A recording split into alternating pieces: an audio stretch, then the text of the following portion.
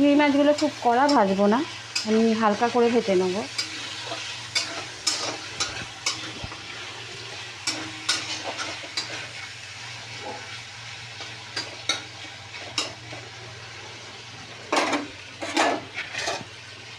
এবার এগুলো তুলে নেব।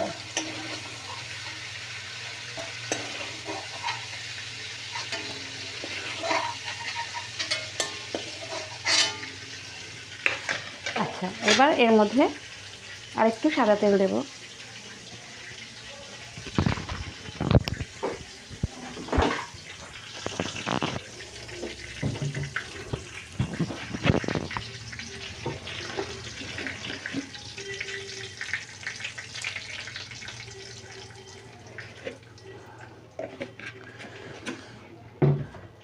আচ্ছা, এর মধ্যে এবার দেব ঘি।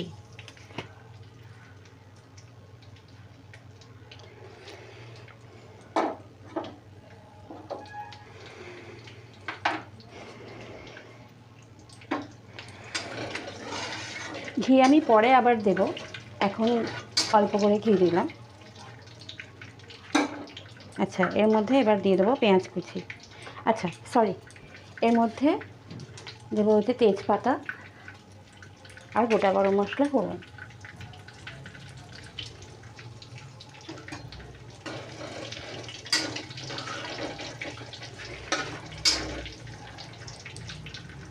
এবার এর মধ্যে দিয়ে দেবো পেঁয়াজ কুচি।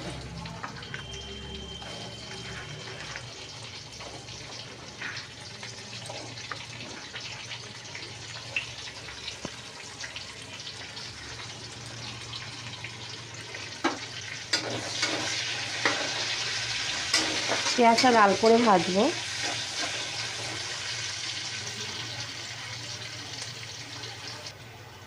আচ্ছা, পেঁয়াজ ভাজা হয়ে গেছে। এবার আমি এর মধ্যে দিয়ে দেবো আদা রসুন আর কাঁচা লঙ্কার পেস্ট।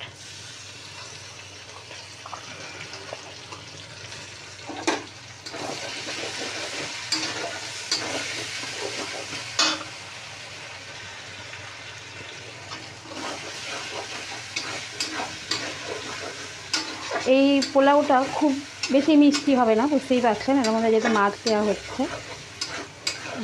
অল্প আমি কাঁচা লঙ্কা বাটা দিয়েছি।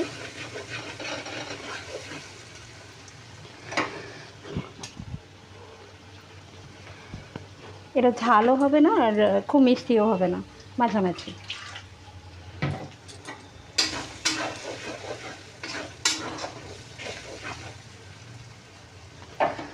আচ্ছা, আমি এর মধ্যে হলুদ দেব।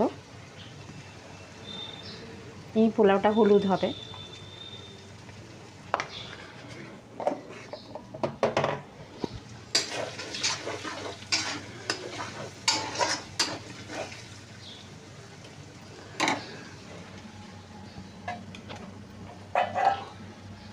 আচ্ছা, এই যে এই বাটিটা, এই বাটির মধ্যে আমি 3 বাটি চাল দিয়েছি এর মধ্যে, আর এখানে আমি 6 বাটি জল গরম করতে দিয়েছি, মানে এই বাটিরই 6 বাটি জল। যে বাটিতে আপনি চাল নেবেন সেই বাটিরই চালে দ্বিগুণ জল। আচ্ছা, এটা আমার কষা হয়ে গেছে। এরপর আমি চালটা দিয়ে দেবো এর মধ্যে। এটা গোবিন্দভোগ চাল নিয়েছি, এটা আপনারা দেরাদুন চালেও করতে পারেন, সেক্ষেত্রে জলের একটু হেরফের হবে।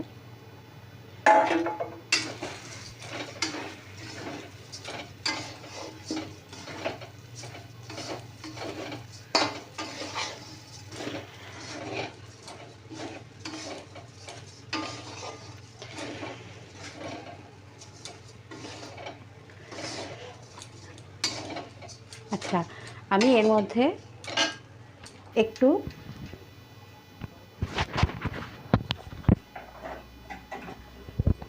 শাহি গরম মশলার গুঁড়ো দেব, মানে আমার বাড়িতে বানানো থাকে সাজিরে সামরিচ, জায়ফল, জয়িত্রী, গোটা গরম মশলা সব শুকনো খোলায় নেড়ে গুঁড়ো করা।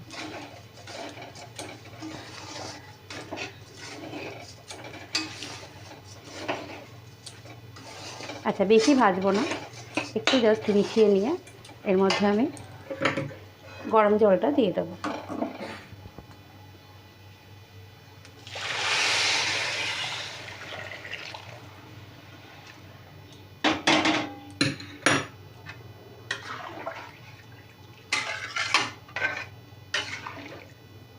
আচ্ছা, গরম জলটা দিয়ে এর মধ্যে আমি একে একে দিয়ে দেবো নুন আর চিনি, আপনার পরিমাণ মতো দেবেন।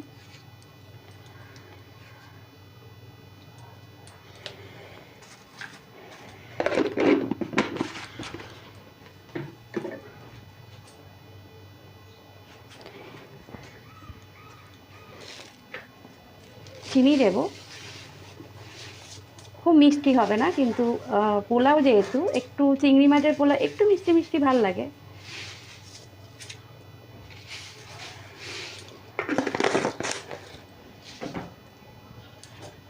আপনাদের দেখে হয়তো মনে হতো আমি অনেকটা চিনি দিয়েছি, কিন্তু আমি খুব একটা চিনি দিইনি, মানে একটু মিষ্টিও হবে, হালকা হালকা ঝাল।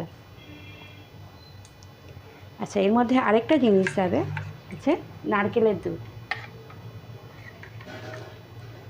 আমার নারকেল, গোটা নারকেল যেটা করতে হয় সেটা অনেক খাটনি, সেই জন্য এখন যেসব বাজারে গুঁড়ো দুধগুলো নারকেলে পাওয়া যায় সেগুলো আমি এখানে ব্যবহার করছি।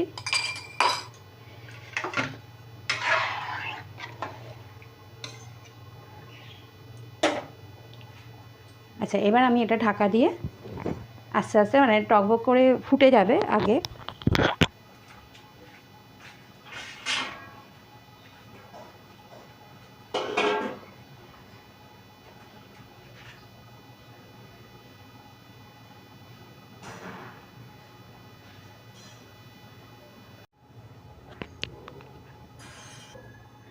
আচ্ছা, এবার এটা ফুটে গেছে ভালো করে।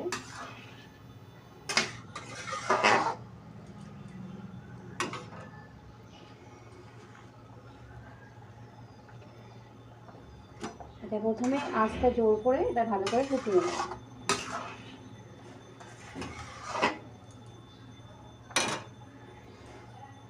তারপরে আমি আঁচটা কমিয়ে দেবো, দিয়ে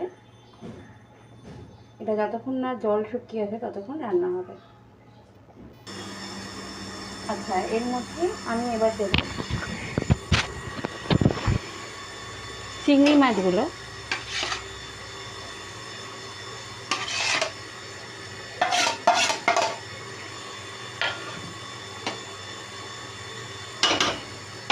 আর দেবো এর মধ্যে একটু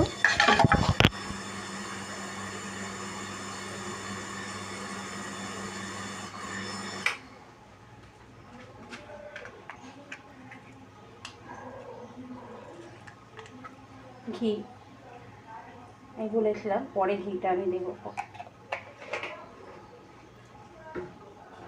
এটা কি হয়, ঘিয়ের গন্ধটা খুব ভালো থাকে। আর প্রথমে ঘিটা দিলে একটু জাস্ট এটা কষা, চালটা ভাজার সময় ঘি দিয়েছি, তারপরে নামাবার সময় হয়ে গেলে এখন জলটা শুকিয়ে গেছে আর চালও কিন্তু সেদ্ধ হয়ে গেছে। একটু শক্ত শক্ত থাকবে, এটা গরম অবস্থায় ঢাকা দিয়ে রাখলে আস্তে আস্তে নরম হয়ে যাবে।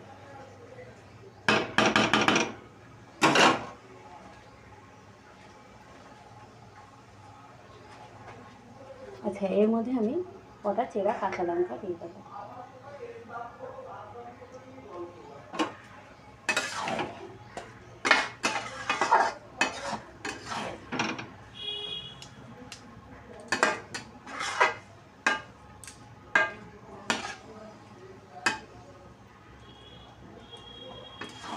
জলটা একদম শুকিয়ে গেছে।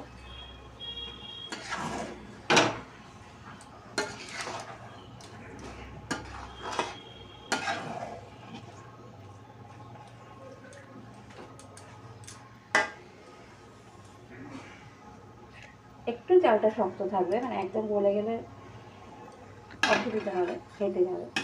এবার যেটা সেদ্ধ কম হবে, মানে যেটা একটু শক্ত থাকবে সেটা নিভিয়ে দিয়ে ঢাকা দিয়ে রাখলে 10-15 মিনিট পর ঢাকাটা খুলবো, ততক্ষণে চালটা পুরো সেদ্ধ হয়ে যাবে। আমার প্রন পোলাও রেডি। দেখুন, দেখতে কিন্তু বেশ লোভনীয় হয়েছে, খেতেও খুব ভালো হয়।